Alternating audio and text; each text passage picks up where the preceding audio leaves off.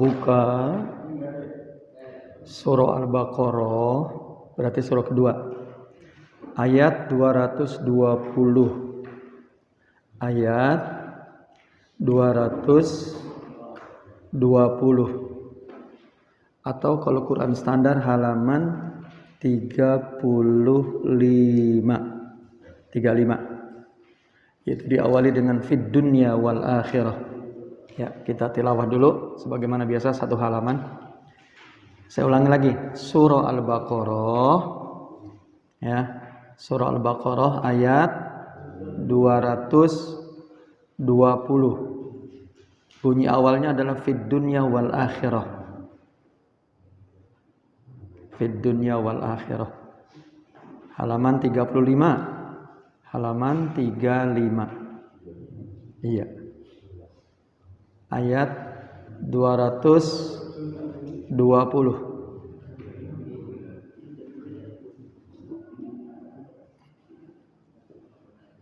Ayo bantu yang belum ketemu, tolong dibantu.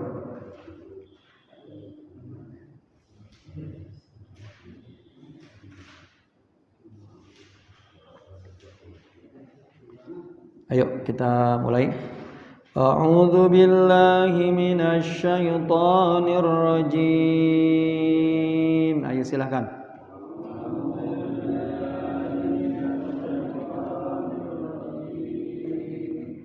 Bismillahirrahmanirrahim.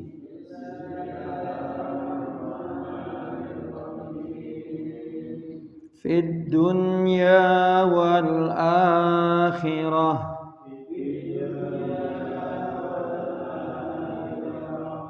Wa yas'alunaka 'anil yatama.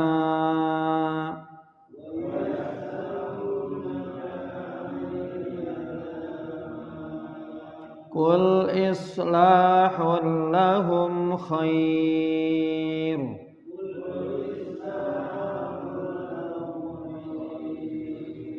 In tukhalituhum fa ikhwanukum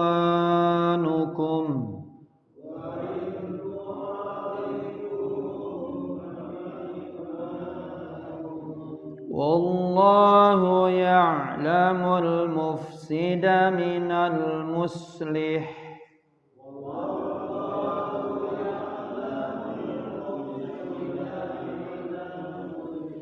walau sya'allahu la'a'natakum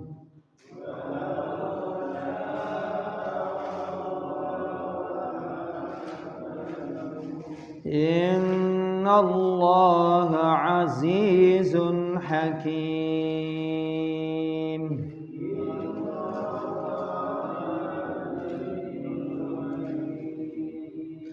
ولا تنكحوا المشركات حتى يؤمن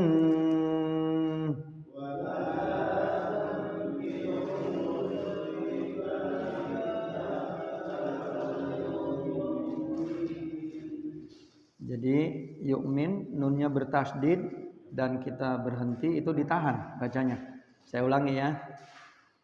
ولا تنكحوا المشركات حتى يؤمن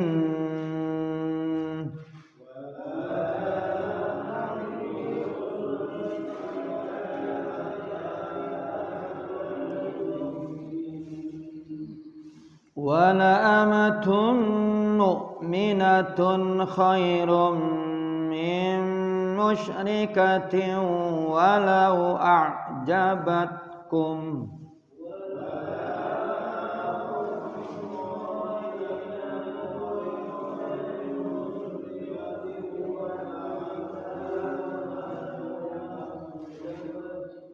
ولا تنكحوا المشركين حتى يؤمنوا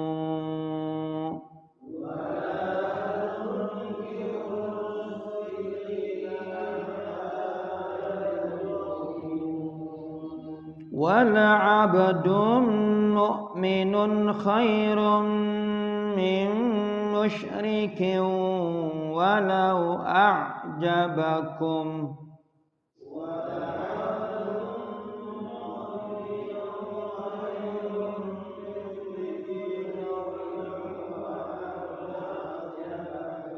Ulaika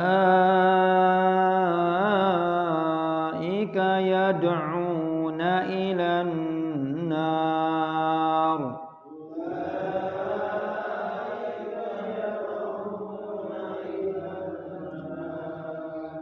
Wallahu yad'u ilal jannati wal maghfirati bi'idnih.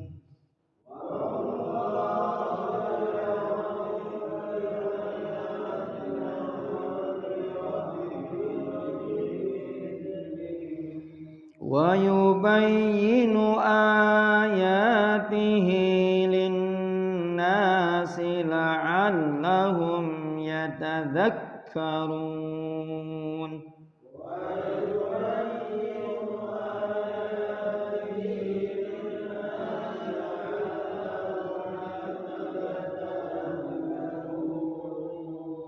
Wa yas'alunaka 'anil mahid.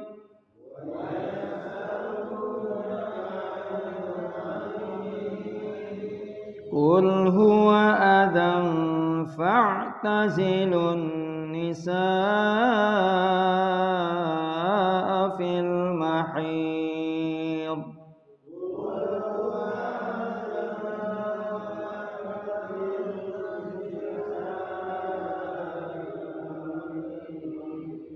Wa la taqrabuhunna hatta yatahurna.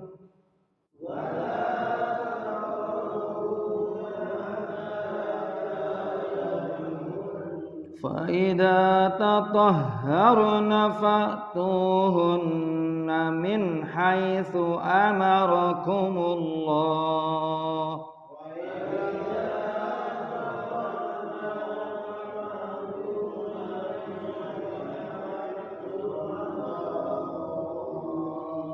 إن الله يحب التوابين ويحب المتطهرين.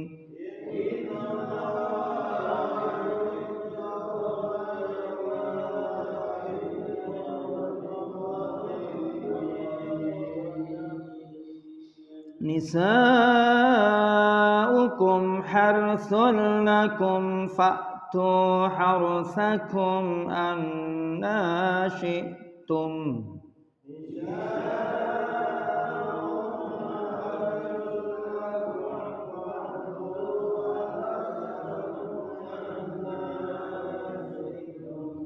وقدموا لأنفسكم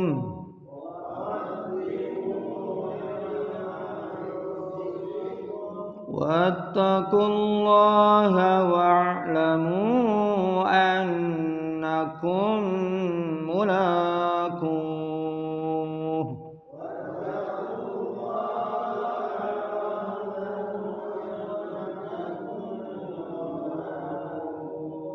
وبشر المؤمنين.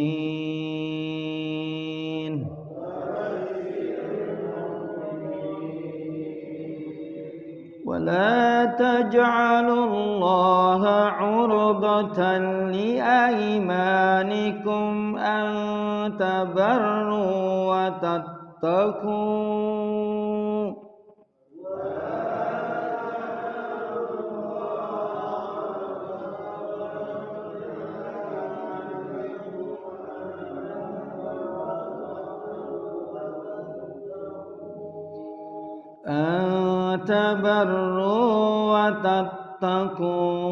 وتصلحوا بين الناس.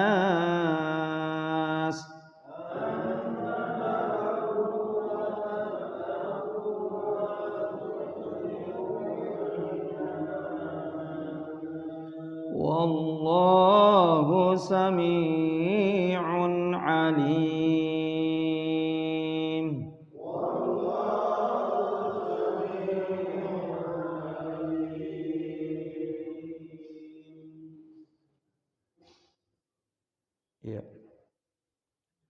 Terima kasih atas tilawahnya. Semoga dengan tilawah ini Allah Subhanahu wa taala menurunkan sakinah, menurunkan keberkahan dan rahmahnya kepada kita semua. Amin ya rabbal alamin.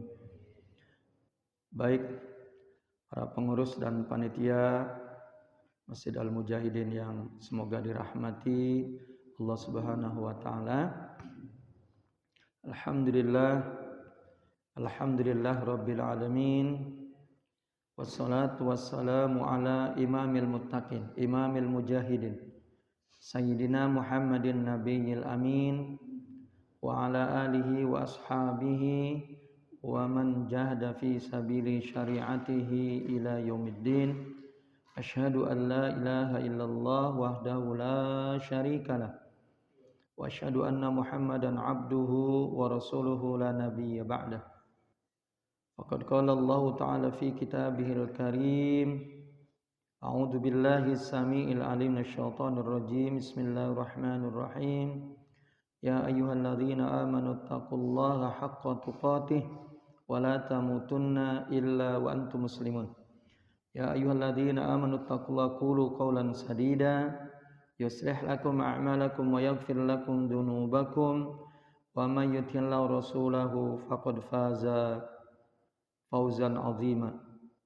Wa qala Rasulullah sallallahu alaihi wasallam ittaqillaha haitsu ma kunta wa atti sayyi'atal hasanata tamhuha wa khaliqin nasa bi khuluqin hasanin. Shadaqallahul azim wa shadaqa rasuluhul karim. Usikum wa nafsi bi taqwallah faqad fazal muttaqun. Mohon maaf, saya konfirmasi dulu. Tadi subuh itu lewat 35 atau lewat berapa? 40. Oh, sudah lewat 40. Sekarang lewat 40 sudah. Oh. Berarti kita selesai taklimnya sudah bisa menunaikan sholat sunnah syuruk ini. Tambah 90 berapa? Berarti pukul 6 lewat 10 ya?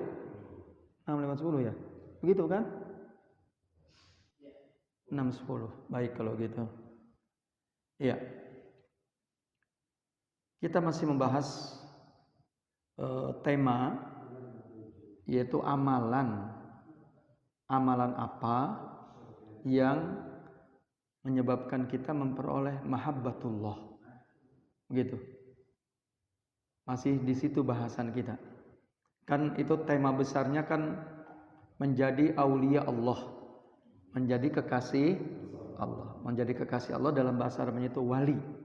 Wali. Tapi jangan selalu istilah wali itu diidentikan dengan memiliki karomah. Dan malah lebih kecil lagi, karomah itu adalah sesuatu yang nyeleneh. Ya. Padahal mungkin saja di sekitar kita atau kita sudah memperoleh karomah. Ya. Sudah memperoleh karomah. Karomah itu artinya Allah memberikan kehormatan, Allah memberikan kemuliaan kepada seseorang, bukan sesuatu yang nyeleneh saja. Ya. Sesuatu yang biasa yang mungkin tidak dimiliki oleh orang itu juga karomah. Contoh, orang sudah istiqomah di jalan Islam. Ya, orang sudah istiqomah di jalan Islam. Merasa nyaman di jalan Islam. Sudah tidak mau bergeser kiri kanan. Pokoknya saya menjadi seorang muslim yang baik. Saya beribadah dengan baik dan lain sebagainya. Itu sesungguhnya karomah. Makanya kata Ibnu Qayyim bahwa a'zamul karomah adalah istiqomah. Jadi kata beliau a'zamul karomah adalah istiqomah. Sebesar-besar ya karomah itu adalah istiqomah. Artinya ketika orang sudah berjalan di jalan Islam, maka itu sesungguhnya karomah, kemuliaan yang Allah berikan kepada orang tersebut. Karena buah daripada ketakwaannya. Karena buah daripada keinginannya dia ingin berislam dengan baik.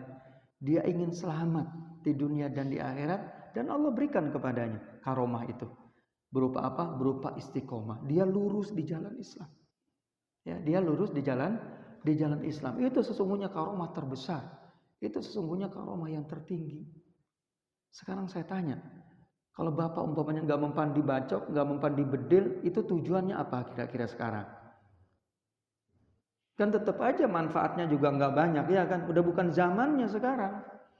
Kalau dulu para kiai, para asatiz, para ulama, lalu Allah berikan karomah berupa bisa melawan Belanda hanya dengan bambu runcing, itu memang saat itu sangat dibutuhkan. Lah sekarang ya sudah tidak dibutuhkan lagi itu. Jadi ketika Allah memberikan kita istiqomah, yaitu berjalan lurus di jalan Islam, merasa nikmat, fun, happy berislam, itu sesungguhnya adalah merupakan sebesar-besar karomah yang diberikan kepada orang tersebut, kepada kita insya Allah. Begitu ya kira-kira. Nah, sekarang yang terpenting bagi kita adalah bagaimana kita untuk menjadi kekasih Allah. Bagaimana supaya Allah cinta kepada kita. Dan itu diperintahkan. Kalau untuk memperoleh karomah tidak diperintahkan, tapi untuk menjadi kekasih Allah itu justru diperintahkan.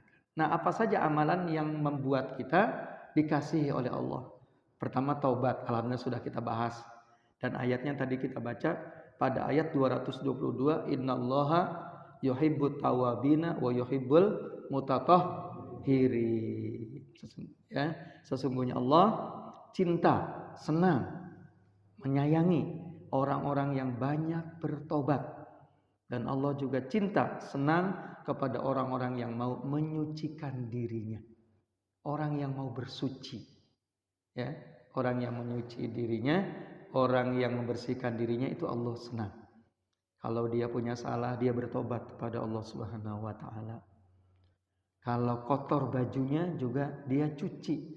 Kotor lingkungannya dia bersihkan. Ya seperti masjidnya inilah. Nah ini ciri diantara insya Allah kekasih-kekasih Allah. Orangnya cinta kepada kebersihan. Pakai bajunya baju yang bersih ya. Tempat lingkungannya juga bersih. Karena Allah sendiri memerintahkan kepada Nabi Muhammad SAW di awal-awal dakwah. Ketika turun surah Al-Muddathir kata Allah, ya ayyuhal muddathir kum fa'anzir wa rabbaka fakabir wa thiyabaka fatahhir. Ya ayyuhal muddathir, wahai orang-orang yang sedang berselimut. Ya rupanya awal-awal turun ayat indikasi ya poros Nabi Muhammad diangkat sebagai nabi dan rasul. Ya rupanya Rasulullah masih belum semangat untuk bergerak berdakwah. Maka turunlah surah Al-Muddathir. Ya ayyuhal muddathir, wahai orang-orang yang berselimut. Kan selimut indikasi orang di kedinginan ya kan? Dia enggak bergerak Rasul. Ya ayyuhal muddathir. Kum fa'anzir, bangunlah, berdirilah. Fa'anzir dan berikanlah peringatan umatmu. Masyarakatmu berikan peringatan, ajarkan mereka Islam. Beritahukan kepada mereka tentang ibadah. Jelaskan kepada mereka tentang Tuhan yang sesungguhnya. Wa rabbaka fakabbir, dan kepada Tuhanmu kamu harus agungkan, kamu besarkan Tuhanmu. Jadi jangan membesarkan berhala, tapi diperintahkan membesarkan Allah Subhanahu wa taala. Wa thiyabaka fatahhir, dan bersihkanlah bajumu. Bersihkanlah lingkunganmu. Jadi Rasulullah diperintahkan untuk membersihkan bajunya, ya, membersihkan pakaian. Makanya di sini tadi di ayat 222, ayatnya agak panjang, Bapak baca tadi sudah. Di ujung ayat itu Allah berfirman, innallaha yuhibbut tawwabina wa yuhibbul mutatahhirin. Sungguhnya Allah suka, cinta kepada orang-orang yang banyak bertobat, mengakui terhadap kesalahannya, wa yuhibbul mutatahhirin, dan Allah cinta, suka kepada orang-orang yang mau bersuci. Makanya kita doa kita setelah wudu biasanya apa? Asyhadu an la ilaha illallah wahdahu la syarikalah wa asyhadu anna Muhammadan abduhu wa rasuluh. Allahumma ij'alni minat tawwabina waj'alni minal mutatahhirin. Ya Allah, jadikan aku, Allahumma ij'alni minat tawwabina, termasuk orang-orang yang banyak bertobat, waj'alni minal mutatahhirin, dan ya Allah jadikan aku termasuk orang-orang yang mau, yang senang mensucikan baik diri, pakaian, lingkungan dan lain sebagainya. Makanya tadi ayat-ayat tadi itu banyak bercerita yaitu tentang kita diperintahkan menjauh ya ketika istri kita sedang haid, ketika istri kita sedang menstruasi. Tadi sudah kita baca ayatnya. Wa yas'alunaka 'anil mahid. Mereka sahabat-sahabatmu ya Muhammad bertanya kepadamu tentang istri yang sedang haid. Yas'alunaka anil mahid. Qul huwa adza.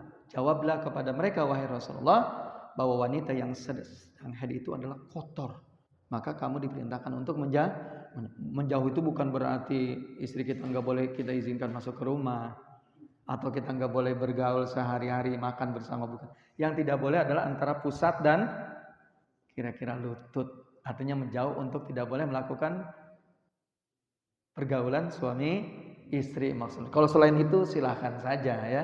Selain itu silahkan.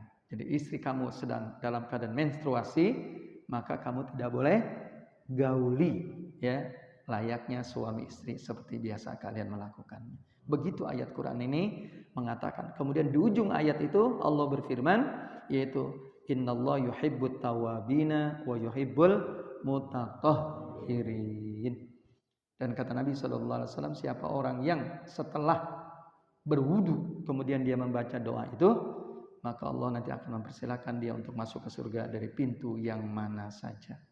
Ya, jadi jangan lupa setelah selesai wudu kita membaca doa itu. Asyhadu an la ilaha illallah la syarikalah wa asyhadu anna Muhammadan abduhu wa rasuluh. Allahumma ij'alni minat tawwabina waj'alni minal mutatahhirin. Jadi untuk menjadi kekasih Allah, amalan yang pertama adalah banyak bertaubat, mengakui kesalahan. Makanya orang bertakwa itu bukan berarti orang yang tidak pernah berbuat salah, tidak. Bisa jadi dia berbuat salah, ya kan? Bisa jadi dia berbuat salah. Dan yang namanya berbuat salah kan kadang-kala tidak disadari, ya Pak ya? Kadang-kala tidak disadari. Berbuat salah kadang-kala justru dengan orang yang paling dekat dengan kita. Mungkin dengan istri kita, mungkin dengan anak kita, ya, itu kadangkala kita justru berbuat salah itu kepada mereka. Ya, maka dari itu kita diperintahkan untuk banyak bertobat. Rasulullah SAW dalam satu kesempatan pernah dihitung, beliau membaca kalimat taubah paling tidak 70 kali. Dalam hadis yang lain, Rasulullah bertobat sebanyak 100 kali. Setiap hari Rasulullah begitu. Ya, Astaghfirullahaladzim wa atubu ilaihi. Astaghfirullahaladzim wa atubu ilaihi. Selain daripada ya insyaallah Allah selalu menurunkan rizkinya ya kepada orang-orang yang banyak bertobat. Istaghfiru rabbakum innahu kana ghaffara yursilis sama alaikum midrara. Beristighfarlah, memohon ampunlah kamu kepada Tuhanmu karena Dia Maha penerima tobat. Dia menerima istighfar kamu ya, dan Allah akan menurunkan rizki kepada kalian. Itu janji Allah dalam surah Nuh. Ya, di dalam surah Nuh Allah menjelaskan tentang manfaat bertobat, manfaat istighfar. Di antaranya Allah menurunkan rizkinya kepada kita. Itu sudah kita bahas, diulang lagi karena ilmu ini perlu diulang-ulang, baik kok ya, supaya mengerti betul kita. Ya syukur-syukur bisa kita jelaskan juga kepada yang lain yang mungkin belum sempat ya untuk ngaji. Jadi kita tidak diperintahkan untuk mencari karomah, tapi yang diperintahkan justru kita, istilah bahasa Arabnya sih istiqomah. Salah satu istiqomah diantaranya adalah bertobat, karena tobat itu adalah perintah Allah dan perintah Rasulullah Sallallahu Alaihi Wasallam. Yang kedua adalah ittiba'un Nabiyyi Sallallahu Alaihi Wasallam. Itu dijelaskannya dalam surah Ali Imran ayat 31. Surah Ali Imran ayat 31. Ini ayat ini mungkin disampaikan di khutbah-khutbah ini sangat sering ya. Kata Allah, "Qul in kuntum tuhibbunallah fattabi'uni yuhibbukumullah wa yaghfir lakum dzunubakum wallahu ghafurun rahimun." Qul, katakanlah ya Muhammad kepada umat, katakanlah kepada orang-orang beriman, in kuntum tuhibbunallah. Jika kalian mencintai Allah, fattabi'uni, maka ikuti aku. Jadi Rasulullah memerintahkannya, kalau kalian mengklaim, mengakui bahwa kalian mencintai Allah, konsekuensinya apa? Mengikuti Rasulullah Sallallahu Alaihi Wasallam. Makanya kita belajar. Dengan kita belajar, kita tahu apa yang pernah dilakukan oleh Rasulullah, apa yang pernah dikatakan oleh Rasulullah kepada umat ini, agar kita berislam ini diterima oleh Allah Subhanahu Wa Taala. Jadi perintahnya mengikuti siapa? Rasulullah Sallallahu Alaihi Wasallam. Lalu apa yang kita akan peroleh kalau kita sudah mengikuti Rasul? Yuhibbukumullah, maka Allah akan mencintai kalian. Allah akan menyayangi kalian. Wa yaghfir lakum dzunubakum, dan Allah pun akan memaafkan dosa-dosa kalian. Allah memaafkan kesalahan-kesalahan kalian. Wallahu ghafurur rahim, dan selanjutnya menyebutkan sifat Allah bahwa Allah Maha Pengampun lagi Maha Kasih Sayang, ya. Jadi Allah mengampuni segala dosa-dosa kita. Allah insya Allah akan menjadikan kita sebagai kekasih-kekasihnya, karena Allah memiliki sifat Ghafur dan juga Rahim. Kemudian berikutnya adalah bagaimana untuk menjadi kekasih Allah, yaitu at-taqwa. Ya. Bagaimana kita berusaha untuk menjadi orang yang bertakwa. Definisi takwa yang paling gampang, walaupun banyak definisinya, yang paling gampang kata para ulama, takwa itu adalah imtitsalul awamir wajtinabun nawahi. Jadi takwa itu adalah berusaha untuk melaksanakan perintah-perintah Allah dan menjauhkan apa yang menjadi larangannya. Ya, perintah Allah kita tunaikan, perintah Allah kita laksanakan dengan baik, dan begitu pula berusaha untuk menjauhkan apa-apa yang menjadi larangannya. Allah mengatakan fa innallaha yuhibbul muttaqin. Fa innallaha yuhibbul muttaqin. Sesungguhnya Allah mencintai, menyayangi orang-orang yang bertakwa. Ya, orang-orang yang bertakwa. Walaupun definisi takwa ada juga. Ada yang mengatakan bahwa engkau menjadikan barrier, engkau menjadikan penghalang antara dirimu, yaitu dengan siksa Allah, dengan cara melaksanakan perintahnya dan menjauhkan apa yang menjadi larangan. Jadi kamu membuat apa katanya? Membuat barrier, membuat penghalang antara dirimu dengan siksa Allah, dengan cara apa? Melaksanakan perintah Allah dan menjauhkan larangannya. Perintah Allah ada yang sifatnya wajib dan ada yang sifatnya sunnah. Ya, jadi perintah Allah ada yang sifatnya wajib dan ada yang sifatnya sunnah. Apa perintah Allah yang sifatnya wajib? Beriman. Kemudian menjalankan rukun Islam. Itu wajib. Tapi ada juga yang sunnah. Banyak. Yang sunnah justru jauh lebih banyak ya daripada yang wajib. Rukun Islam wajib. Rukun iman wajib. Yang sunnah apa? Ya, yang lain selain daripada itu sifatnya sunnah. Banyak berzikir, melakukan sholat sunnah, tilawatul Quran, ya, thalabul ilmi, itu sunnah. Ya, maka kita diperintahkan juga selain melaksanakan yang wajib, melaksanakan yang sunnah. Kemudian berikutnya adalah al-ihsan. Ihsan itu dimaknai berbuat baik. Tapi agar Bapak lebih kental pemahaman kita tentang ihsan, merujuk kepada hadis Rasul, yaitu hadis Jibril. Ingat hadis Jibril? Ketika Rasul berkumpul dengan siapa? Dengan sahabat, datanglah Jibril, tapi tidak menampakkan bahwa beliau makhluk lain, ya, malaikat, tidak. Tapi beliau seperti halnya juga sahabat, pakaiannya putih, ya, rupanya nggak pakai peci, rupanya Jibril ini, rambutnya kelihatan. Ya, rambutnya hitam pekat. Datanglah Jibril. Dia duduk yang sangat dekat dengan Rasulullah sampai lututnya beradu dengan lutut Rasul. Ia bertanya 4 pertanyaan. Pertama bertanya tentang apa? Yaitu akhbirni anil Islam. Beritahukan kepadaku ya Muhammad, apa itu yang dimaksud dengan Islam. Ternyata Nabi menjelaskan Islam itu adalah rukun Islam itu sendiri. Kemudian beliau mengatakan, sodakta ya Muhammad, sungguh sangat benar apa yang kau jawab tadi. Apa yang kau jelaskan tentang makna Islam itu sangat benar. Jadi Islam itu paling tidak rukun Islam itu sendiri. Yang kedua adalah akhbirni anil iman.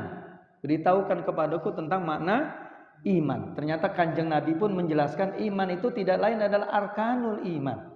Itu rukun iman itu sendiri. Berapa rukun iman? 6. Dari mulai percaya kepada Allah sampai percaya kepada takdir baik dan buruk juga semuanya datang dari Allah Subhanahu wa taala, kita menerimanya. Dia mengatakan juga, yaitu sodakta, engkau benar. Kemudian yang ketiga adalah akhbirni anil ihsan. Beritahukan kepadaku tentang ihsan. Dan yang keempat adalah matas sa'ah. Bertanya tentang kapan terjadinya kiamat. Tapi Nabi sendiri juga tidak tahu kalau masalah kiamat. Malah Nabi dengan sindirannya, mal mas'ulu a'lamu minas sa'il. Tidaklah yang ditanya berarti siapa yang ditanya? Nabi. Tidaklah yang ditanya lebih tahu daripada yang bertanya.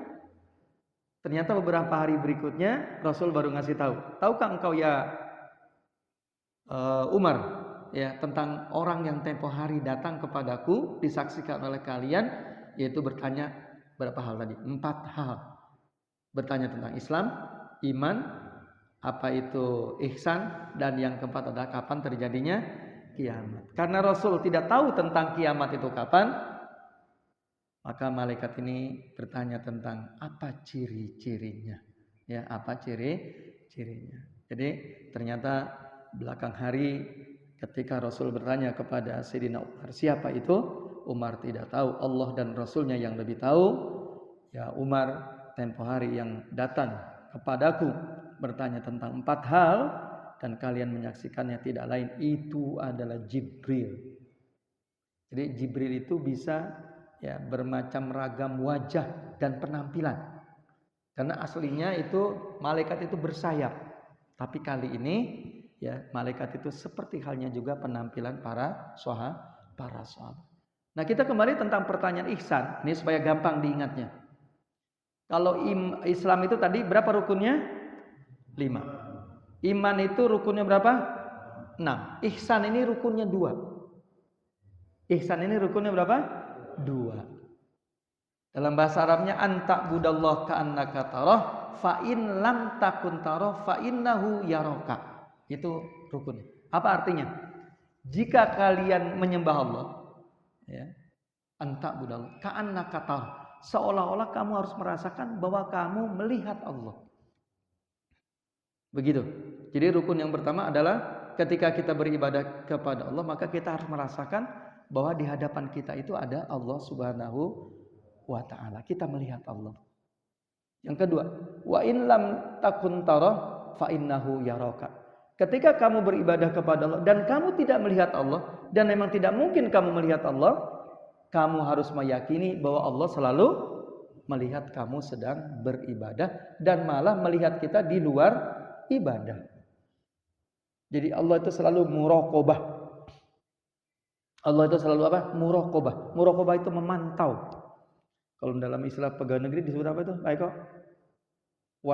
Apa tuh? Pengawasan melekat gitu ya. Waskat.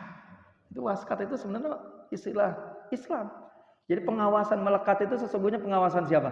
Allah Subhanahu wa ta'ala. Melebihi CCTV ya, melebihi CCTV ya. Jadi Allah tuh melekat.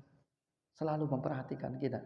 Jadi ketika kita beribadah kepada Allah harus merasa bahwa kita itu melihat Allah. Kalaulah kita tidak melihat Allah dan tidak mungkin kita melihat Allah dalam kondisi apapun, baik di dalam sholat maupun di luar sholat, kita harus merasakan bahwa Allah sedang waskat ya kepada kita.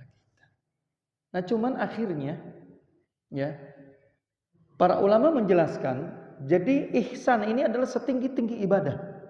Kenapa ihsan dikatakan setinggi-tinggi ibadah? Dia merupakan kolaborasi. Dia merupakan penggabungan antara 2 rukun tadi, bukan 2 rukun, antara 2 ibadah tadi. Yang pertama adalah Islam, yang kedua adalah iman. Nah, Islam dan iman ini ketika digabung maka jadilah ihsan. Begitu. Paham ya, kita kembali lagi. Jadi ihsan ini adalah merupakan ibadah yang tertinggi karena dia merupakan kolaborasi ya, merupakan gabungan antara 2 ibadah tadi, yaitu Islam dan yang kedua iman. Coba perhatikan. Apa itu Islam? Islam itu kan tadi mulai mengucapkan 2 kalimat syahadat sampai kepada menunaikan ibadah haji. Sementara iman itu adalah perbuatan hati, yaitu keyakinan. Dari mulai meyakini Allah sampai kepada yang keenam, yaitu beriman kepada takdir, ketentuan, keputusan Allah Subhanahu wa taala baik terhadap diri kita maupun terhadap alam jagat raya. Kita jadi laki-laki itu takdir. Ya. Kita lahirnya di Senen ya, Ustaz Maskur, itu takdir. Ya. Sampai akhirnya kita tinggal di mana? Tinggal di perumahan Geraha Harapan. Termasuk kita punya istri. Ya, ternyata Ustaz Maskur istrinya dari Palembang, Ongkito Galo. Itu takdir. Ketika sudah terjadi itu adalah merupakan takdir. Kita terima. Nah, itu adalah kejadian yang terjadi pada diri kita atau terjadi pada alam. Hujan, mendung, panas, ya, untung, rugi, ya, dan lain sebagainya, itu juga adalah merupakan takdir dan kita terima, kita ridho, itu adalah merupakan keputusan Allah. Tapi kembali lagi itu adalah amalan hati. Jadi iman itu adalah merupakan amalan apa? Amalan hati. Nah, ketika kita kolaborasi, ketika kita gabungkan antara Islam dan iman, maka membuahkan apa yang disebut dengan ihsan. Karena ihsan tadi apa definisinya? Engkau beribadah kepada Allah, atau saat kamu beribadah kepada Allah, maka kamu harus merasa bahwa diri kamu melihat Allah. Ketika kamu beribadah Allah dan kamu tidak bisa melihat Allah, harus pasti kamu meyakini bahwa Allah selalu waskat ya kepada kalian. Itu kan kepercayaan bahwa kita dilihat oleh Allah, itu iman kan? Iman. Sedangkan ibadahnya adalah merupakan daripada pengejawantahan daripada rukun Islam itu sendiri. Makanya saya katakan bahwa ihsan itu adalah merupakan kolaborasi penggabungan antara dua ibadah tadi, yaitu ibadah Islam dengan ibadah iman itu sendiri. Cuman ada juga orang yang menjelaskan ihsan ini adalah buah daripada Islam dan iman. Apa yang disebut dengan istilah akhlak. Apa? Ihsan itu disebut apa? Akhlak. Jadi Islam, iman, akhlak. Dan ketiga ibadah itu tentu ibadah yang sangat disukai oleh Allah Subhanahu wa taala. Karena Islam, iman yang benar itu membuahkan ya akhlak. Ya, membuahkan akhlak. Karena begitu pentingnya akhlak itu sampai Rasul mengatakan innama bu'itsu liutammima makarimal akhlak. Ya, sesungguhnya aku diutus oleh Allah ke dunia ini di antaranya adalah untuk menyempurnakan akhlak. Jadi bertentangan ya kalau orang ya mengaku mengklaim berakidah baik, beriman baik, tapi ternyata akhlaknya rusak.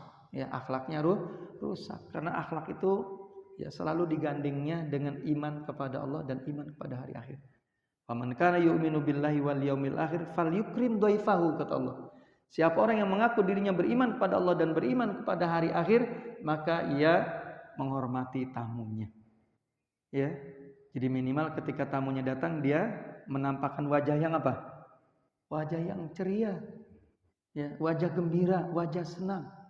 Ya, syukur-syukur di rumah punya air putih, ya, maka dikeluarkanlah air putih. Syukur-syukur masih punya potongan apa, Mas Gur?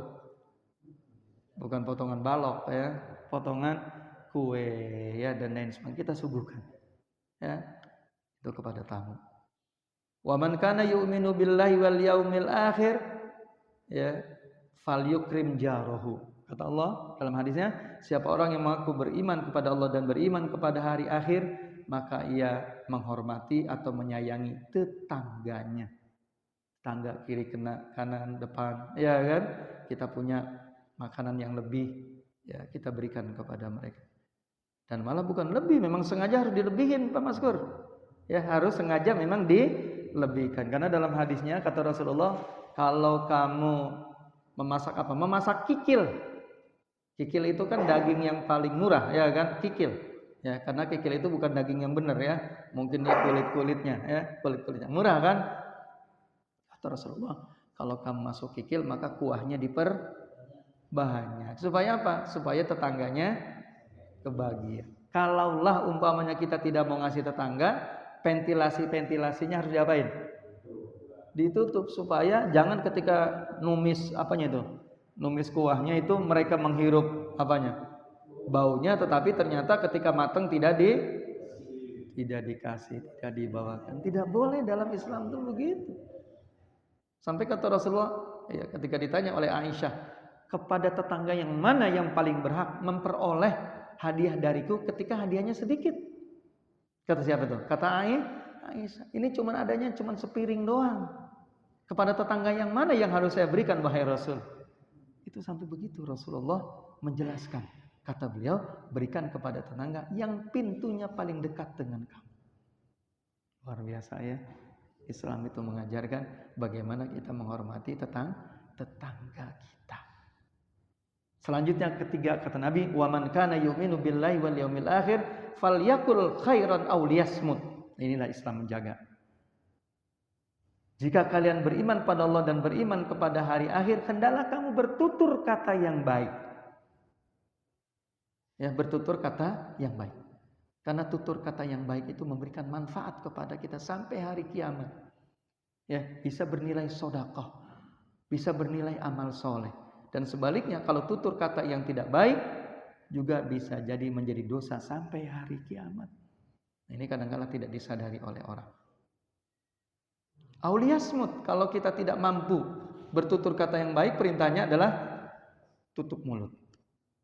Begitu Islam mengajarkan kepada kita, yaitu untuk bertutur kata.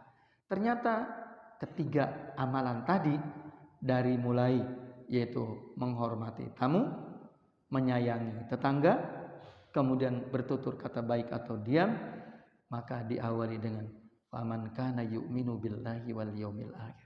Jadi ternyata iman dengan akhlak itu tidak bisa dipisah-pisahkan. Makanya ya ada yang mengatakan bahwa ihsan itu merupakan buah daripada Islam dan iman. Islam dan iman yang benar membuahkan akhlak. Dan akhlak ini banyak dikajinya dalam kitab Riyadhus Shalihin. Jadi bagi bapak-bapak, saudara-saudara yang ingin mendalami akhlak, itu baca kitab Riyadhus Shalihin. Dan alhamdulillah sekarang ya, tidak harus ke toko buku. Riyadhus Shalihinnya sudah ada di genggaman bapak-bapak. Tinggal buka. Mau bahasa Arabnya ada, mau terjemahnya juga ada. Sekarang mah nggak repot belajar itu insya Allah. Cuman masih butuh juga guru. Karena guru tempat kita berkonsultasi, guru itu tempat kita bertanya. Ketika kita mendapatkan ilmu yang kita ragu. Ini ilmu ini benar enggak? Ajaran ini bertentangan tidak dan lain sebagainya.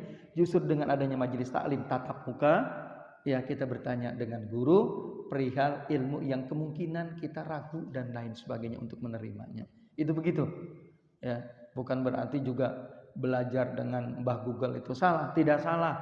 Cuman butuh ada guru yang bisa kita berkonsultasi kepadanya. Jadi kita kembali lagi bahwa ihsan itu tadi merupakan kolaborasi ya, yaitu iman dan Islam.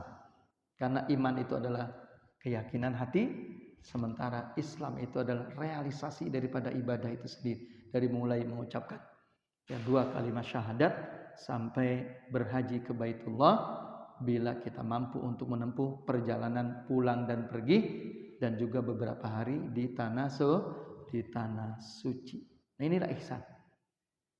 Allah mengatakan ya dalam surah Ali Imran ayat 134, alladzina yunfikuna fis sarra'i wad dharra wal kadhiminal ghaidha wal 'afina 'anil nas wallahu yuhibbul muhsinin. Jadi orang yang bertakwa kata Allah, surah Ali Imran 134. Tapi lihatnya nanti dari 133-nya ya. Kata Allah bahwa orang yang bertakwa adalah orang yang menginfakkan, membelanjakan. Ya, orang yang menginfakkan, membelanjakan hartanya baik dalam kondisi lapang maupun dalam kondisi sempit. Ya, jadi orang yang bertakwa adalah siapa katanya? Orang yang menginfakkan, membelanjakan hartanya baik dalam kondisi lapang maupun dalam kondisi sempit. Lapang itu apa? Lapang itu sakunya, tasnya lagi banyak uangnya, lagi muda, seger buger, tidak banyak masalah. Itu namanya lapang. Kemudian dalam keadaan sempit, sudah tua, sakunya pun isinya kosong sih, enggak banyak. Ya kan? Mungkin juga lagi banyak problem. Nah, maka kata Allah, orang yang bertakwa itu tetap dia menginfakkan, membelanjakan hartanya baik dalam keadaan lapang maupun dalam keadaan sempit. Ya tentu sesuai dengan budget ya. Orang yang penghasilannya besar, ya tentu infak sedekahnya besar banyak. Orang yang penghasilannya katakanlah tidak terlalu besar atau sudah pensiun begitu Mas Kur ya, maka infak dan sedekahnya juga sudah tidak terlalu banyak, tidak terlalu besar, tapi dia tetap berkontribusi, dia berinfak, bersedekah. Nah, infak ini ada yang sifatnya wajib dan ada yang sifatnya sunnah. Kalau kita membelanjakan, infak itu belanja kalau bahasa kita. Kalau kita berinfak kepada keluarga, istri kita, hukumnya apa? Wajib, nggak mungkin itu ya kita tidak belanjai mereka. Kita kasih uang jajannya, kita kasih uang belanja sehari-harinya, itu wajib. Atau kepada anak-anak kita yang masih kecil, ya itu adalah infak yang sifatnya wajib. Tapi kepada selain itu adalah hukumnya sunnah. Ya, hukumnya sunnah. Jadi walaupun pahala ganjarannya besar, tapi tetap itu hukumnya sunnah. Kalau sunnah kan apa definisinya? Dilakukan, diamalkan, memperoleh apa? Pahala. Kalau ditinggalkan tentu dia tidak memperoleh pahalanya. Contoh membangun masjid, besar pahalanya. Kata Rasulullah, man bana masjidan fid dunya banallahu baitan fil jannah. Kan besar, luar biasa. Siapa orang yang membangun masjid di dunia ini, maka Allah bangunkan vilanya nanti di surga. Sehingga kata Nabi katanya, ya bangunlah masjid sekalipun hanya sebesar kandang burung atau sarang burung. Sarang burung itu yang nyarang di mana? Di pohon atau di sawah. Bagi bapak-bapak yang dulu kecilnya masih di kampung ya kan, itu kalau padi sudah mulai menguning atau sudah mulai berisi menjelang menguning, itu biasanya ada burung-burung kecil itu yang membuat sarang sebentar. Dia satu hari membuat sarang selesai, besoknya sudah bertelur. Karena dia membuat sarangnya hanya untuk menyimpan telurnya. Itu gampang kita tangkap kan burungnya. Kita buat kalap, kita buat apa? Jebakan gitu kan ya. Dari tanah, kemudian ininya kita kasih. Itu kemudian kita gebah begitu, ketika dia masuk, itu dia ketangkep. Gitu kan dulu lagi kecil. Ingat, ini yang dulu kecilnya suka di sawah ya. Nah kata Rasulullah, ya perintah beliau yaitu bangunlah masjid sekalipun hanya sebesar sarang burung. Ya kalau segede sarang burung tentunya nggak bisa orang sholat di dalam. Artinya ikut berkontribusi, ya walaupun tidak besar. Atau ketika dia tidak mampu memberikan materi, paling tidak pemikiran, sumbang saran pemikiran, atau mungkin juga tenaga dan lain sebagainya, agar masjid itu terrealisasi. Ya, agar masjid itu terrealisasi. Nah inilah kata Rasulullah, yaitu man bana masjidan fid dunya banallahu baitan fil jannah. Jadi siapa orang yang ikut berkontribusi membangun masjid, maka Allah bangunkan baginya yaitu rumah di surga insyaallah. Nah, kita kembali kepada ayat tentang ihsan ini. Kata Allah, orang yang bertakwa adalah orang yang apa katanya? Orang yang membelanjakan, orang yang menginfakkan hartanya, sebagian hartanya baik dalam kondisi lapang maupun dalam kondisi sempit. Kemudian wal kaziminal ghaiza, dan mereka juga adalah orang yang mampu menahan emosi. Ya, mampu menahan emosi. Wal afina anin nas, dan juga orang-orang yang memaafkan orang lain. Memang berat, ya. Maka ganjarannya juga besar, itu surga, ya. Berat, memaafkan orang yang berbuat salah kepada kita, kita diperintahkan untuk memaafkan.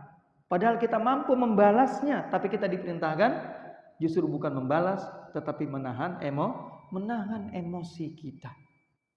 Wallahu yuhibbul muhsinin, sedangkan Allah cinta, Allah suka kepada orang-orang yang berbuat ihsan. Jadi kita kembali kepada ihsan tadi, berbuat baik tadi. Pertama, ihsan itu bisa merupakan kolaborasi, ya gabungan antara iman dan Islam.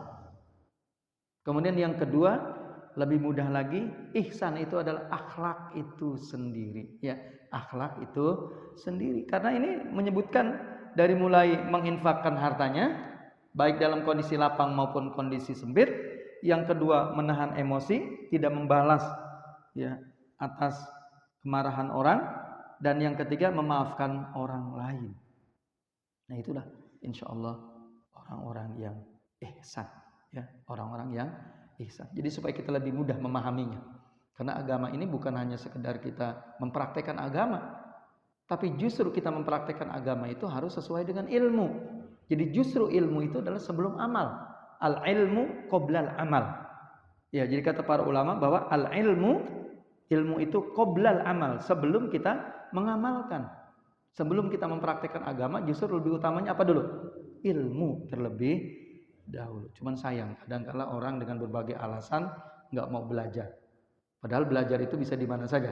Ya di masjid, di majelis taklim, di rumah. Ini kadang-kala di masjid sudah tidak mau, di rumah pun kadang-kala tidak mau. Baik. Yang berikutnya, yang kelima adalah as-sabru. Itu bersabar. Ini sabar sudah menjadi bahasa kita ya. Bahasa Arab. Sabar, as-sabru. Sabar itu kalau bahasa kitanya menahan diri. Jadi sabar itu dalam bahasa kitanya menahan diri. Sabar. Makanya kalau ada orang yang menghina Arab, ya dia sama saja menghina dirinya sendiri. Karena berapa kata, ya berapa kalimat yang diucapkan dalam bahasa Indonesia, tapi sesungguhnya itu adalah merupakan serapan daripada bahasa Arab. Ya. Dewan Perwakilan Rakyat. Dewan Bahasa Arab, perwakilan bahasa Arab, rakyat bahasa Arab. Bayangin coba. Bagaimana kalau bahasa Arab itu kita hilangkan dari kamus bahasa kita? Tidak bisa kita nyebut DPR. Dewan Perwakilan Rakyat. Diwan itu bahasa Arab. Perwakilan itu wakala, mewakilkan, perwakilan, tempat orang berwakil, bahasa Arab. Rakyat itu ro'yah. Ro'yah itu bahasa Arab. Coba DPR. MPR, Majelis Permusyawaratan Rakyat. Seluruhnya juga bahasa Arab. Masya Allah. Ini ternyata sekarang ya banyak orang yang tidak suka dengan Arab. Ya, dia menghina Arab dan lain sebagainya. Atau menerima Islam tapi bukan Islam yang dari Arab. Pengennya Islam dari Jawa, dari Indonesia. Indonesia justru bukannya Islam dulunya. Justru kita diislamkan oleh Arab. Jadi jangan keterlaluan gitu loh. Ya, jangan keterlaluan. Karena sekarang banyak orang-orang munafik yang bermunculan. Sangat benci kepada Arab. Sangat benci kepada Islam. Maunya Islamnya itu Islam yang bukan datang dari Arab. Alasannya di sana banyak perang. Kalau masalah perang mau di Arab mau di mana juga, ya kan? Ya. Jadi Islam tidak mengajarkan itu. Ya, itu manusianya saja ya, manusianya. Justru kita diperintahkan berdamai. Ayat yang tadi kita baca, ya, orang yang berbuat ihsan adalah orang yang apa tadi? Membelanjakan hartanya, berarti menolong orang. Yang kedua menahan emosi, padahal dia mampu membalasnya. Kemudian yang ketiga, sekalipun orang berbuat salah, justru perintahnya apa? Memaafkan. Coba bayangin ajaran Islam. Ya, bayangkan ajaran Islam itu seperti itu. Nah, kita kembali lagi as-sabru. Ini supaya mudah memahami kata sabar. Dan sabar itu apa saja? Sabar itu artinya menahan diri. Contoh orang yang bersabar terhadap katakanlah musibah. Ya, dia menahan diri. Menahan diri untuk apa? Untuk tidak protes kepada Allah. Satu. Menahan diri untuk apa? Tidak mengeluh. Ya, itu paling tidak orang yang bersabar itu. Makanya orang yang bersabar itu adalah orang yang di dalam surah Al-Baqarah ayat mengatakan walanabluwannakum bisyai'im minal khaufi wal ju' wa naqsi minal amwali wal anfus wath tsamarat wa basyiris sabirin. Pasti kata Allah, Allah akan menguji kalian yaitu dengan kesulitan-kesulitan, dengan penyakit, dengan kematian, dengan gagal panen, dengan rasa takut dan lain sebagainya. Tapi di ujung ayat itu Allah mengatakan wabasyiris sabirin, sampaikan kabar gembira kepada orang yang bersabar, orang yang menahan dirinya. Menahan diri apa?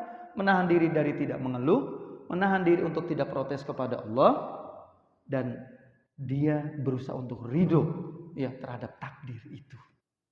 Allah mengatakan siapa orang yang bersabar? Innalladzina qalu rabbunallah.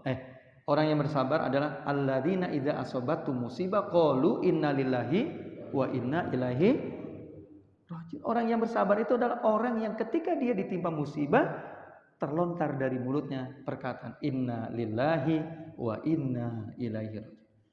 Bahwa sesungguhnya kami adalah milik Allah, sesungguhnya kami akan kembali kepada Allah SWT. Jangan istri kita, jangan anak kita, jangan harta kita, kekayaan kita, jabatan kita. Orang diri kita saja juga tidak abadi di dunia ini. Kembali kepada siapa? Kembali kepada Allah. Makanya orang yang bersabar adalah orang yang ketika ditimpa musibah mengucapkan kata-kata apa tadi? Inna lillahi wa inna ilaihi. Tambahan. Ini tambahan ilmu. Yang kedua adalah harus ihtisab. Apa namanya? Ihtisab. Jadi selain bersabar, yang kedua ihtisab. Ketika kita ditimpa musibah. Apa itu ihtisab? Ihtisab itu kita minta kepada Allah tukar dengan pahala. Ya Allah, ketika Engkau menimpakan musibah kepadaku dengan kematian siapa umpamanya, anakku, kematian cucuku, kematian ayahku, Kau ganti dengan surga. Kau tukar dengan pahala. Kau ganti dengan surga dan Kau ganti dengan yang lebih baik daripada itu.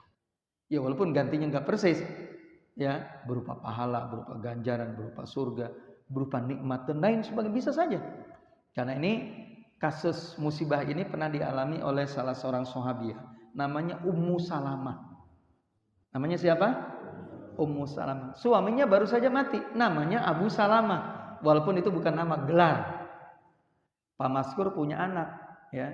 Dari anak yang 3, anak yang pertamanya namanya Ahmad. Maka disunahkan bahwa kita memanggil nama Pak Maskur itu dengan nama Abu Ahmad atau Abi Ahmad. Orang Arab tuh begitu. Sahabat Rasulullah dulu begitu. Ya itu bahasannya nanti panjang, kapan-kapan aja kalau memang butuh. Jadi Rasulullah menyarankannya kalau kita mau memberikan gelar kepada kita, itu gelar siapa? Dengan nama siapa? Nama anak yang tertua. Dengan panggilan Abu bagi suami, bagi ayah, atau Abi. Nah bagi ibu adalah Ummu atau Ummi. Makanya bapaknya dipanggil Abu Salamah, ibunya dipanggil dengan Ummi atau Ummu Salamah. Ceritanya Ummu Salamah ini kematian suami. Suaminya dipanggilnya dengan Abu Salamah. Karena anak yang tertuanya namanya Salamah. Begitu. Ya. Ketika Ummu Salamah ini ya, ditimpa musibah berupa kematian suami, datanglah ia kepada Rasulullah. Apa kata Rasulullah? Ucapkan oleh kamu itu inna lillahi wa inna ilaihi rajiun, dan lalu kamu ihtisab kepada Allah. Pertama, minta ditukar dengan pahala, dengan ganjaran, dan yang kedua minta diberikan, diganti dengan yang lebih baik. Ternyata ya, padahal beliau merasakan siapa yang menggantikan Abu Salamah, karena Abu Salamah itu orang terbaik. Hijrahnya saja 2 kali, Pak. Hijrahnya saja 2 kali. Selain daripada hijrah bersama Rasulullah ke Madinah, sebelum itu di saat awal-awal Islam, sementara kaum muslimin disiksa oleh orang-orang kafir Quraisy, ia telah berhijrah yaitu ke Ethiopia, ke Afrika. Bapak jangan bayangkan Afrika hari ini yang orang ketika berangkat bisa naik pesawat. Waktu itu jalan kaki. Paling banter mungkin pakai unta. Mungkin unta hanya 1-2, sementara yang berangkat hijrah itu beberapa orang. Berarti kemungkinannya hanya gantian. Dan itu bisa beberapa hari. Meninggalkan harta dan rumahnya untuk pergi membawa Islam mereka ini. Coba sekarang kalau Bapak saya tanya. Ketika Bapak establish di perumahan Geraha Harapan, rumahnya sudah 2 lantai, mobilnya ada di depan di garasinya, kira-kira ya, lalu Bapak dipaksa untuk pergi hijrah tanpa membawa harta dan rumahnya, kira-kira seperti apa Bapak sekarang kalau diperintahkan untuk pergi berhijrah? Seperti apa? Sementara sahabat dahulu itu seperti itu, bayangin. Itu kisah hijrah juga banyak diceritakan ya, seperti diceritakan yaitu Salman Al-Farisi. Salman Al-Farisi ketika berhijrah, ingin berhijrah bersama para sahabat, itu hartanya dilarang untuk dibawa. Enak aja kamu Salman, dulu kamu datang ke sini miskin, nggak punya apa-apa, sekarang sudah jadi orang kaya, maka kamu ingin pergi membawa hartamu. Ya, maka ketika hartanya ditinggalkan, baru kata orang kafir, ya nggak apa-apa deh, kalau kamu pergi, pergilah. Yang penting harta kamu harus tinggalkan. Itu Bapak membayangkan hijrah itu semua. Sehingga kata Ummu Salamah, siapa orang yang menggantikan Abu Salamah, orang yang terbaik itu? Ternyata Rasulullah meminang beliau yang untuk dijadikan sebagai istri beliau, istri Rasulullah SAW. Jadi maha benar apa yang disampaikan Rasul. Maka kalau kita ya ditimpa musibah lalu kita mengucapkan apa tadi? Innalillahi wa inna ilaihi raji'un. Yang kedua ihtisab, maka insyaallah Allah akan ganti dengan yang lebih baik. Ya, Allah akan ganti dengan yang lebih baik. Dan itulah sikap bersabar dalam Islam. Tadi sabar menurut bahasa apa artinya? Menahan diri. Pertama tidak protes kepada Allah, ya. Yang kedua adalah tidak mengeluh. Karena ini adalah merupakan bagian daripada takdir. Allah berfirman dalam surah Ali Imran ayat 146. Ali Imran ayat 146 Allah mengatakan wallahu yuhibbus sabirin. Wallahu yuhibbus sabirin. Allah sangat cinta, senang kepada orang-orang yang bersabar. Ya, Allah suka, Allah cinta ya kepada orang-orang yang bersabar. Sebagai tambahan lagi. Nah, ini ilmu perlu diulang-ulang memang Pak Eko. Sabar ini dibagi 3. Ini supaya gampang. Sabar ini bagi berapa? Dibagi 3. Pertama, sabar terhadap kebaikan. Atau sabar jadi orang baik. Bapak jadi orang muslim, beribadah kepada Allah, nuntut ilmu dan lain sebagainya, nggak ada batas waktunya. Kecuali kalau sudah disolatkan ya di hadapan saudara-saudara kita. Ya, justru di depan imam. Ya, di depan imam kita. Ya, terbujur kaku, ya, baru kita berhenti sholat, berhenti berzakat, berhenti berinfak, berhenti bersodakoh, berhenti memikirkan Islam, berhenti baca Quran, berhenti thalabul ilm. Itu kalau sudah kita terbujur kaku, ya, di hadapan orang banyak sedang menyolatkan kita. Jadi sabar jadi orang baik. Yang kedua adalah sabar untuk tidak melakukan maksiat. Sering saya sampaikan, kadangkala itu, ya, setan ketika kita dalam kondisi sulit, memang setan ini juga sulit yang menggoda kita. Tapi ketika kita dalam kondisi ya, banyak uang, dalam keadaan lapang, itu biasanya setan itu gampang, ya, mudah ya menggoda kita. Awal bulan baru gajian, ya kan? Apa kata setan? Nggak usah pulang dulu deh. Cuman begitu doang setan ngomongnya, jangan pulang dulu, ya. Masih siang toh matahari juga, kata setan. Ternyata kita tergoda, iya tidak pulang, ya, tidak pulang. Ketika sudah kita tidak pulang, ya, apa kata setan? Tuh di samping kamu ada siapa tuh? Ya kan, di samping kamu ada siapa? Ah, malu. Tapi kata setan, enggak. Udah kamu cari aja alasan, minta nomor HP, nomor kontak, ya kan? Mungkin digoda sama setannya baru sampai situ doang. Nah, kalau sudah punya nomor kontak, ya, nah mulai, ya, mulai coba kamu hubungi, ya, coba kamu terus. Jadi setan itu kalau ngegoda itu, ya, itu tidak langsung to the point, tidak langsung ke titik sasaran, berliku-liku panjang perjalanan. Ya, makanya kita, ya, yang kedua adalah sabar itu sabar jadi orang baik. Yang pertama sabar jadi orang baik, sabar untuk tidak melakukan perbuatan maksiat. Sabar itu kan tadi menahan diri. Yang ketiga yaitu sabar terhadap takdir. Musibah termasuk di dalamnya. Jadi sabar terhadap takdir, musibah di dalam, kematian keluarga, sakit, ya, katakanlah dipecat dari tempat kerja dan lain sebagainya, itu kita bersabar. Nah, insya Allah ketika kita bersabar tadi, pertama mengucapkan inna lillahi wa inna ilaihi raji'un, dan yang kedua adalah melakukan ihtisab, melakukan hitung-hitungan barter kepada Allah, maka insya Allah kesabaran inilah yang membuahkan surga. Karena sabar itu dikatakan tidak ada ganjarannya, ya, karena terlalu besar bagi orang-orang yang bersabar. Bagaimana dahulu Rasulullah dan para sahabat menanggung kesabaran. Ya, tentang hijrah saja itu kalau kita buka riwayat hijrah, kisah tentang hijrah itu subhanallah seperti apa. Rasulullah sendiri hijrahnya gampang apa sulit? Begitu sulit. Karena ada pengumuman siapa yang mendapatkan Muhammad dalam keadaan hidup maupun dalam keadaan mati akan diberikan 100 unta. Bapak bayangin unta hari ini, unta harganya sekitar 40 juta mungkin. 40 juta kali 100 berapa Pak Eko? Ini Pak Eko orang keuangan, gampang hitungnya. 100 kali 40 juta berapa? 40 juta, berapa jadi 4 miliar Pak? Uang 4 miliar saat itu kira-kira, Bapak bayangkan. Jadi orang-orang kafir Quraisy melakukan sayembara, mengumumkan sayembara, siapa yang mendapatkan Muhammad dalam kondisi hidup maupun mati akan diberikan hadiah berupa 100 ekor unta. Sehingga banyak yang tertarik dan memang benar kan dikejar-kejar Rasulullah.